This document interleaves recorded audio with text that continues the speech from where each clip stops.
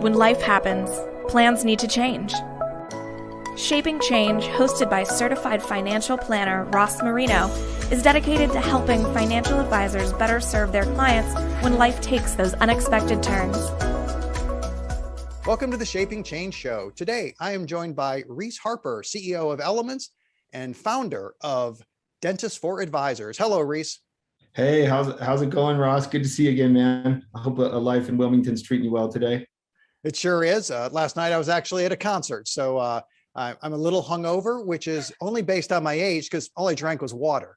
So you know you're getting old, right? Hungover, yeah, okay, I get it. Yeah, that's right. Hungover just because I wasn't in bed by 9. So, but I'm doing okay with that. So we're good. Yeah, a little exercise this afternoon. I'll be back in business. Well, thanks for having me on, man. You've got a lot of good insight into the industry. I'm excited to share some thoughts that I think we both are passionate about today. So I'm excited. It seems like we've both seen some of the similar problems that are out there, and we're trying to attack it from different ways. How about we start with you giving some history of how you got to this point, some of the problems that you saw, and why you created Elements to begin with? Yeah, in my RIA, I started an RIA in 2007 and built that till 2020. And I was working with dentists around the US. That RIA is still running today. I'm still on the board and the largest shareholder there. I really enjoy the business of personal financial advice. I'm inspired by the young advisors that are working there, and we're adding hundreds of clients a year, and it's a great business. But during the process of working in that market, which is we'll call it pre-retiree accumulator, business owner, entrepreneurial market, because all of our customers, not all of them were business owners, half of them were, associate dentists that worked for a business owner, and the other half were the owners. We had different service models for each, but we just targeted this one niche. I started realizing that most of them were focused on like putting a Monte Carlo simulation in front of them, or a goals-based forecast. Like it just didn't matter enough to them. It wasn't compelling for them to sit and look at a future set of cash flows and then feel good about it. What they were interested in were more present day emotional challenges that they were facing with their money, and functional jobs they were trying to get done now. Like, how much liquidity should I keep, around versus put in my qualified plans? What should my estate plan look like so it's not too complicated, but that it is at least addressing some basic asset protection issues? Or how much insurance should I have? Or should I pay off this debt? Or, is this interest rate reasonable? Like, there's just a ton of things that we call at Elements, which is the company I founded after my RIA. We call these jobs to be done, financial jobs that clients are trying to get done. And there's hundreds of them that just appear as people's net worth and income changes. Like, there's these jobs that just appear, and they appear based on, usually on average, it's, not just personality driven. They're functional because someone's net worth or income level like triggers a particular planning need.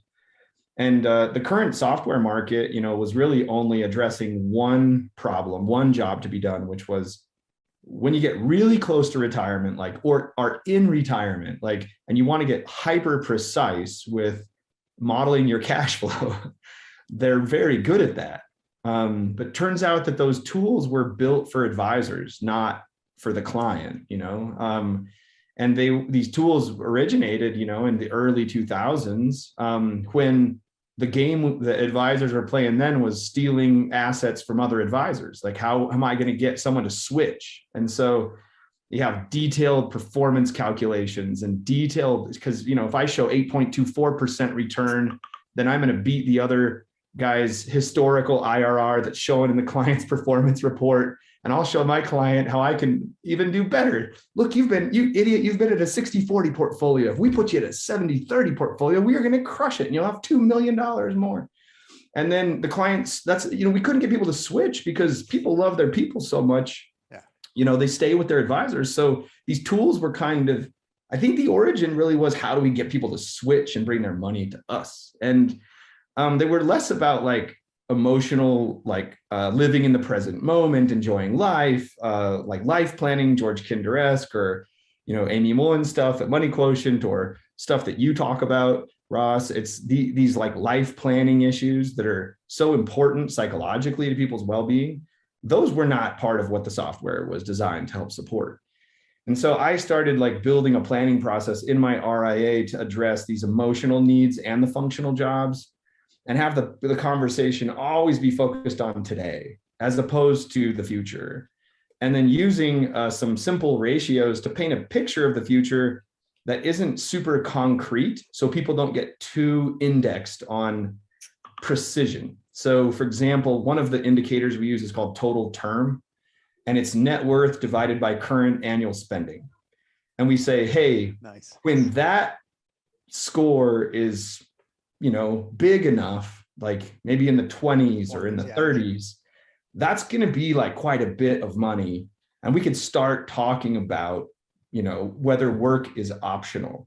But we don't say like you can retire or when you're going to be done, because most people like should be focused on enjoying their work, like whatever their work is. Like if they don't enjoy it now, like change, right? Like you should enjoy your job, and you should enjoy your job in your 70s and your 60s and your 50s. If you want to quit when you're 40, that's fine. But like it should be, you should enjoy work and enjoy being done with work. Like these should both be enjoyable things. We don't have to be miserable working and then happy when we're not working. We can be happy working and happy when we're not. And so we don't like to get super precise with our retirement and wealth optional kind of conversations. We just like to get proximate.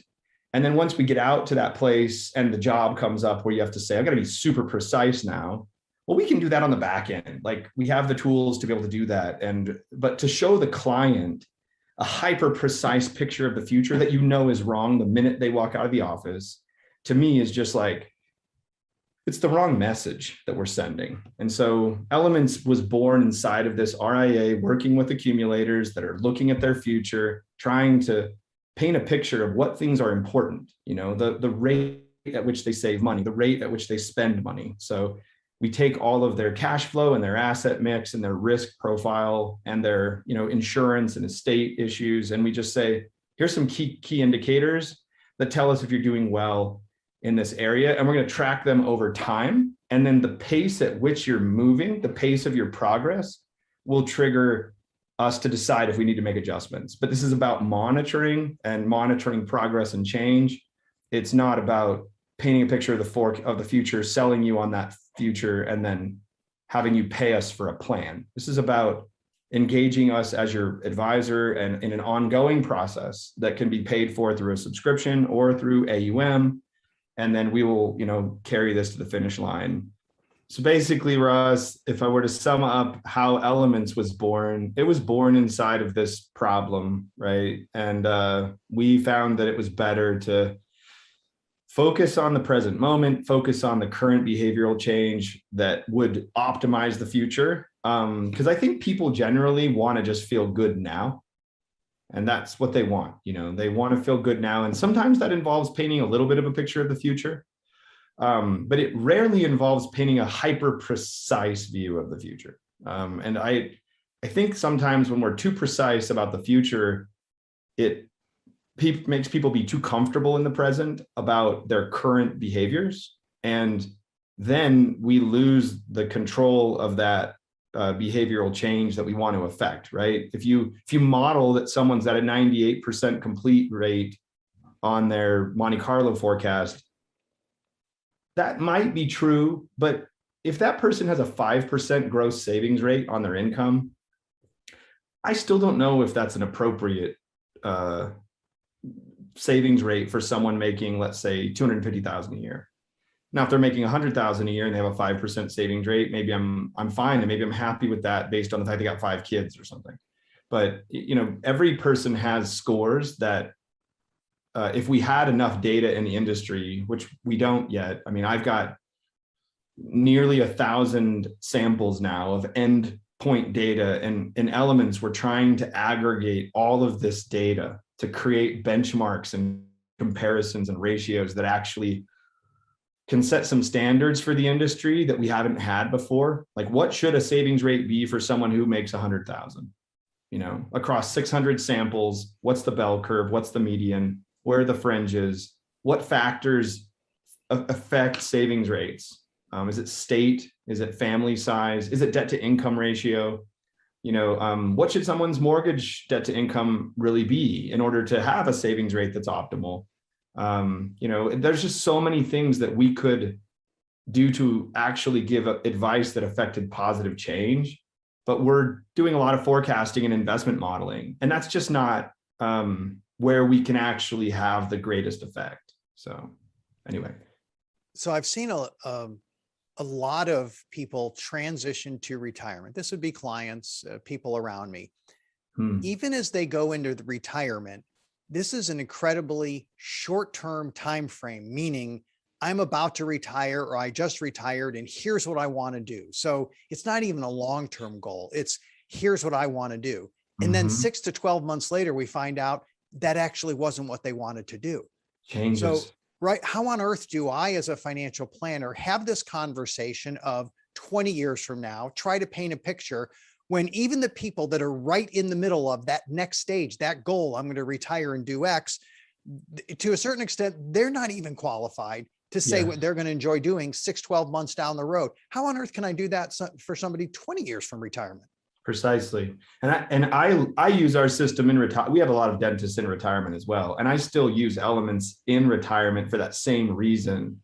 I think the reason it originated in the pre-retiree community is just because the next generation is like literally uninterested, completely uninterested in Monte Carlo forecasting and cash flow simulations. But in retirement too, I've found that the thing that I care about the most are our several key ratios in our element scorecard. Every time I sit down with a retiree, I'm looking at their liquid term score, their qualified term score, their real estate equity score, any business assets, it's called business term, and then their total term. And all I'm looking is at where are they at quarter by quarter, because that tells me how fast their net worth is declining. It tells me how fast they're withdrawing assets, the pace at which they are declining their wealth. I'm interested in the pace at which someone is moving. That's what is, that's my focus, because that way I can sort of caution people or I can encourage them to spend more. I know like where someone's imbalanced and where someone's not in terms of their asset mix and how much pressure I'm going to be putting on a particular block of assets. But I can get to that conversation with this element system that I've developed with my team. I can get to those answers within like 30 seconds instead of like the amount of inputs I have to do to create a precise model in eMoney or Right Capital or Money Guide Pro or any forecasting tool. Like it's just a heavier lift. It's a heft, to get to that point. And clients are not even engaging with these systems. So half the time I don't even know if I got accurate data because the client doesn't even engage with the portal. And so for us, it was all about getting the client to engage and own one thing, one simple thing, like see this list of assets and debts. Is it right or not? Is there anything here that I do not know about? That's all I need you to do. But I need you to do it like once every 3 months. And I need you to confirm it with me by clicking little green check boxes to tell me that, yes, this looks right to you. Because I can't know everything all the time. And that's what Elements focus is for the client engagement piece is we created a really simple mobile application that's native designed. It's not a website. It's actually native code. So it feels really smooth and easy and it doesn't ever like stop and not load and it's not ever broken and they don't have to log in with their traditional kind of login process. It's all using, the latest kind of native code because even seniors, they love, Facebook and Instagram. They can pull up something and hit buttons as long as it's simple. And so that's all we've done is created a really simple quarterly review process where the client every quarter just confirms their data. And that way, and then in my system, I know who's confirmed data, who has not confirmed data, whose data is aging. If there's a data point that's out of date that I can't trust because it's a manual entry, my system's telling me this is an aging data point, and it'll let me ping the client and say, hey, you forgot. And I'm training clients to maintain their own personal financial statement. And that to me is just going to change the efficiency of planning. It'll allow advisors to add so much more value in these conversations, get down to the heart of the matter, the present conversations, as opposed to like, talking about data for the first 15, 20 minutes of a meeting. So anyway. So we're always getting questions of what's going to happen in the future, right? I know you don't have a crystal ball, Ross, but what do you think? People love those questions. We don't like uncertainty. So the brain wants to know, what do you think 10 years, 20 years down the road? Am I on track? Even though those variables are going to change. How do you use elements, or how do you balance the client's desire to want some type of certainty in the future, or as close as they can, with, I actually don't know what's going to happen in the future. However, I know these are the things that we need to do today. Let's just focus on that. How do you do that? So I pull up their scorecard and I tell them, hey, this total term score, net worth divided by spending, we're going to have to get that to be, north of 20, probably, to have a shot at really being comfortable. And if all of your net worth is in your house, that's going to be kind of complicated. So a 20 score net worth divided by spending would be possible to retire and be comfortable, but probably not, you're not going to be passing on a lot of wealth to your family, right? A 20 score is essentially saying spending is 5% of net worth. That's the same thing as saying a 20 score. So I think it's possible, but 5% of net worth is still requiring you to pull liquidity from a primary residence. That's going to leave their property with some debt on it. So that's not ideal, but I don't like to discourage people and say it's not possible. It's dude, you had 20 years worth of net worth piled up, and you want to just cut your living expenses slightly, you're going to be able to make it. But if you're at a 10 score, 10% of your net worth in spending per year, that's not going to really fly. And I always just say, if you're at a 30 or a 40, if you're at a 40, that's 2.5% of your net worth going to spending. If you're at a 30 score, that's 3.3% of spending from your net worth. I just paint that picture. And I say, right now you're at a 7. Last quarter, you were at a 6.5. Every quarter, we're kind of moving forward, and we'll see where we're going to end up. But hey, anything that ends up happening is going to be great. You're going to be, whether you're at a 20 or a 40, we can make life amazing. So don't stress it too much. Just know that the bigger we get your net worth relative to your spending, because that again reinforces that spending is the critical factor here. Always reinforcing spending. Spending's the factor. Spending's the factor. Spending's the factor. And that way they never really think it's all about investment growth. And they never always think it's about accounts that I'm managing. It's about debt reduction. It's about investment growth. It's about asset growth. It's about business growth. It's about real estate appreciation. It's all of these things. And then once they have that general picture, they're okay. And then I reinforce the current behaviors. Your savings rate is 14%.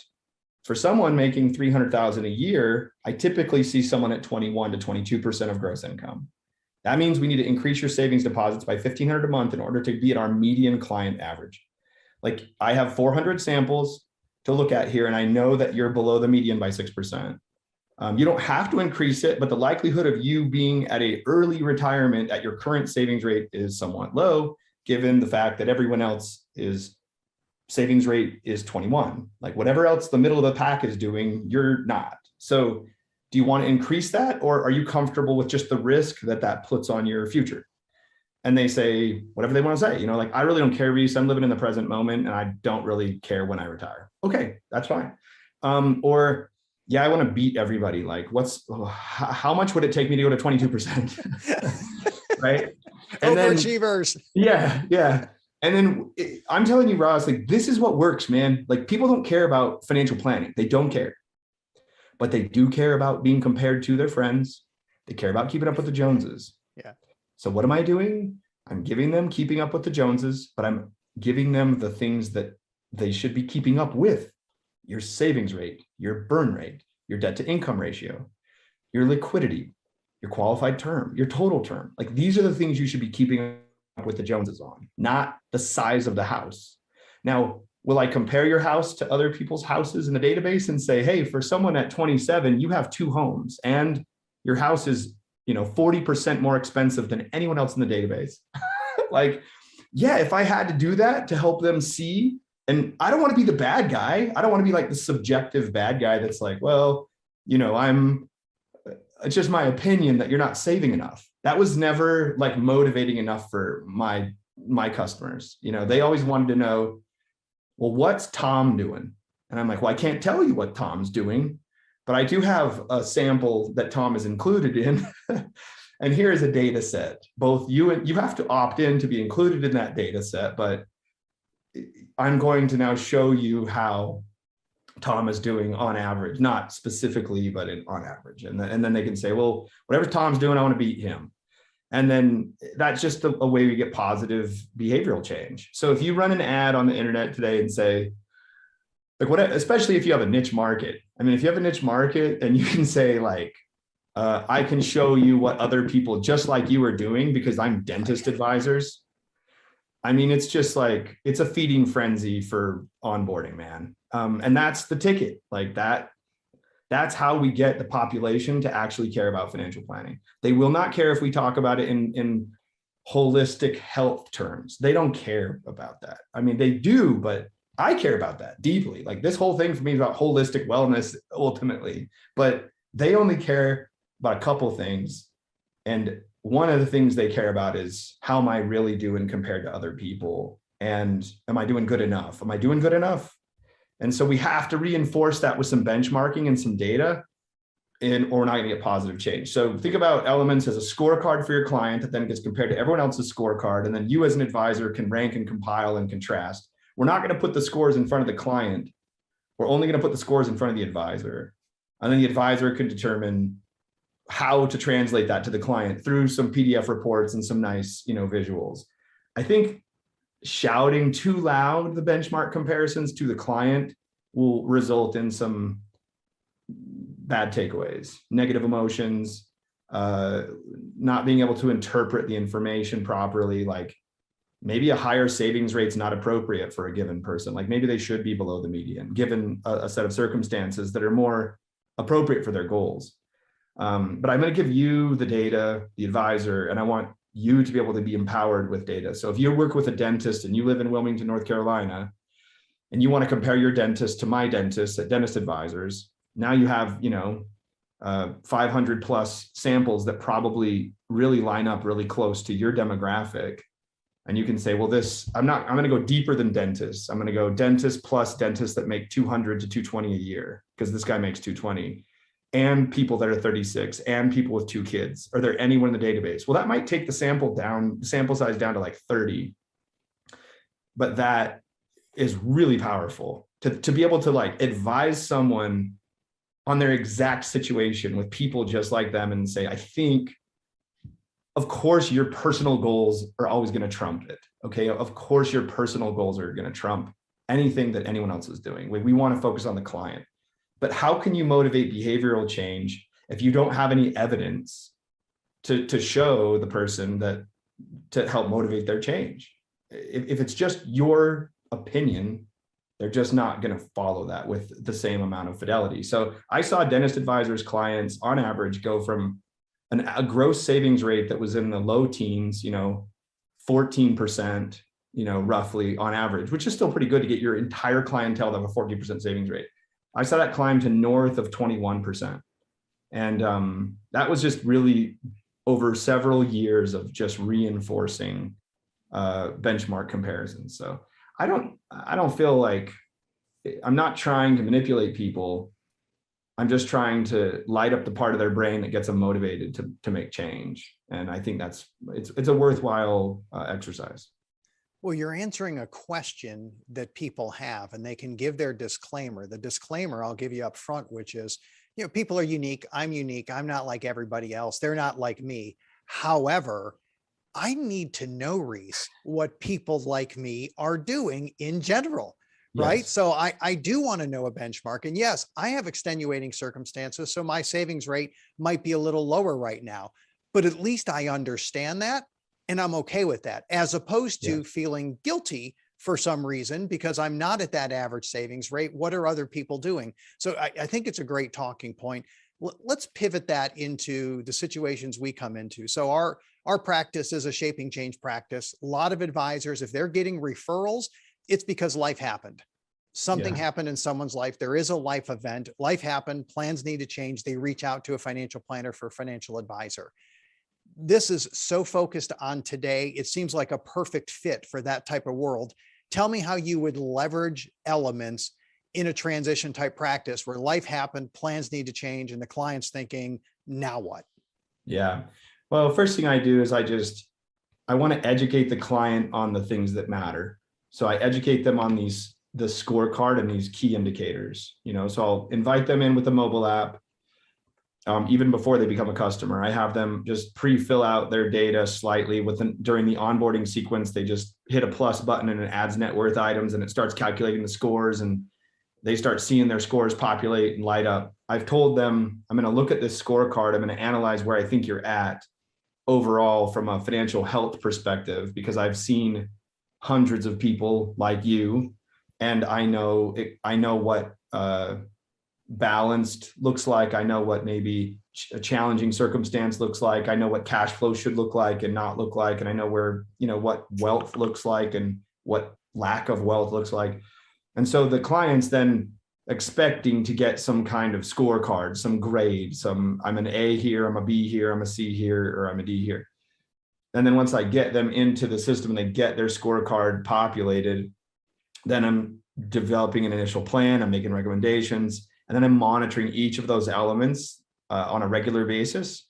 And my system's telling me it's time to talk about this, time to talk about this, time to talk about this. And so I'm just engaging the client with these micro interactions. Like this morning, one of my clients happens to be charitably inclined. And there's a trigger that I'm looking at to tell me, since if I have charitably inclined clients, then at some point prior to the end of the year, I want to make sure I look at the capital gains taxes inside of their portfolios and determine if it makes sense to do gifting, or if they're going to pay with cash this year, because maybe I don't have enough gain in the portfolio to make it worth donating. Well, that's the type of thing that the client really values. And it's something that technology can help assist with quite a bit, like applicable here, not applicable here. Now that feature that I'm just describing exists in beta on my spreadsheet right now, not in the app as it currently exists. But that's an example of something that we are building. I mean, we're only 5 months old right now, and all of the next actions are kind of where we're innovating. So given the client data and given all the benchmarking, what's the next action for this customer? And we think technology can surface those things to the advisor better than the advisor trying to figure it out with hundreds of people and hundreds of relationships. Like it's hard to remember every next action to take with every customer. And it's going to take some time. Like that's going to be the better part of next year, like programming, using all of our advisors to sort of tell us, based on their area of expertise, like what should the triggering function be here? Like if someone inputs stock options, what triggers should be happening during the year, both to the client in a native prompt and to you as the advisor, and what custom prompt do you want them to receive, and what generic prompt do you want them to receive? Because you don't want it to be like custom prompting all the time. It starts to get annoying. But system prompts are also not as heavy as action oriented as a personalized prompt with the advisor's face on it. So when I say a prompt, imagine a push notification coming to your device and the client looking at it and saying yes or no. Like, hey, just want to do a quick family update. Like if someone has said we're not having kids anymore, then I'm not going to keep prompting them with the kids update. But every year or two, like I've got to be able to really make sure that I'm not missing a child. I've had dozens of clients whose tax returns don't reflect a child they've had in the last couple of years, and their CPA didn't know, and I didn't know. And then all of a sudden I'm like, oh, you got a kid? Okay. Well, that's a very simple example, but like the system generically, if it sees family demographic data, can say, hey, just so that Reese is aware for tax planning, family still look good. Good. And then are you going to change this ever? Any anticipated future family changes? No. Okay, that prompt's never going to come back. But like, we have to build essentially like a CRM system that integrates with a client portal that has planning capability that is all in this unified, world, because like we can't keep using our CRM for one thing and then using our planning software for another thing and then using a client portal for another thing. It's just these systems that it's hard to get them to work in tandem because they were all built for different purposes. They were built for specific jobs that from 15 years ago that may not exist today. In today's world, the next generation, I mean, JD Power and Accenture they're just saying everyone wants holistic planning. Most of these next generation is looking for like alternatives to AUM models. Like they're saying, look, can I pay subscription? Like, what does the subscription economy look like? We're going to have to start delivering planning as our primary value prop. People like you've been doing it for 20 years, but most of the industry is still using software that's built on an investment value prop. And that investment value proposition is getting compressed, not eliminated, but compressed by Wealthfront and Vanguard Advisor Services and Betterment Direct. That like the client can get good asset management, at least the mass market can. People with 250 to 1.5 million, they can get good investment management from technology. So you got to deliver more than that. And that's where we just don't have technology to use to help advisors scale advice. We just have tech that's used to model investment and forecasting in the future. And so that's what is just so fun to work on. And all of our customers are helping us architect this neural network of benchmarking and next actions that hopefully will help us innovate the future of advice a little bit more. And I hope other firms, other software providers continue to do that too, because I think that's where the future is headed. And we can make more money as an industry, and we can add more value, and we can unlock planning for parts of the market that couldn't afford it before. So we can say, shoot, if you're willing to pay $200 a month and do all the data entry and maintain all your tasks and do all this stuff, that makes me $500 an hour.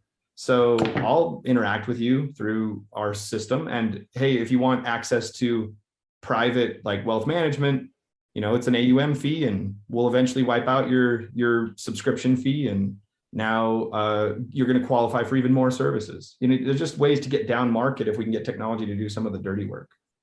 Anyway. Sounds good. Let's go with the last question. Okay. Magic wand. If you could wave a magic wand, change anything in the world, what would you do? You know what, Ross? This is a great question.